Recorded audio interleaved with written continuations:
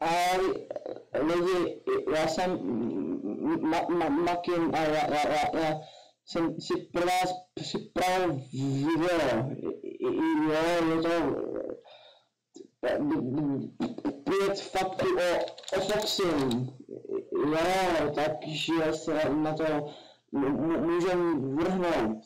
Jo, takže první fakt, jo, to, co vidíte na obrazovkách, vidíte teď, tak to je Foxy, to jsem nakreslil.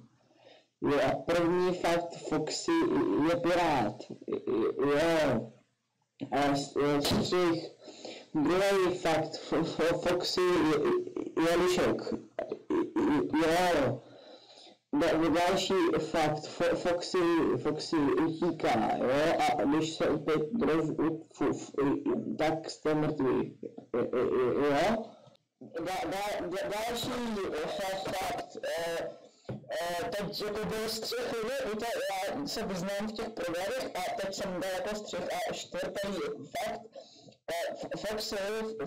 Foxy je můj oblíbený animatronik, protože on má na ruce, místo ruky má hákuje, jo, a tak no, a zase střih a teď, no on, jako vlastně Foxy, on jako jediný animatronik, on není na pódiu, on je v komoře, jo, a já si myslím, že pro video tohle to bude všechno, doufám, že se vám mých 5 faktů o Foxim líbilo a dejte mi ty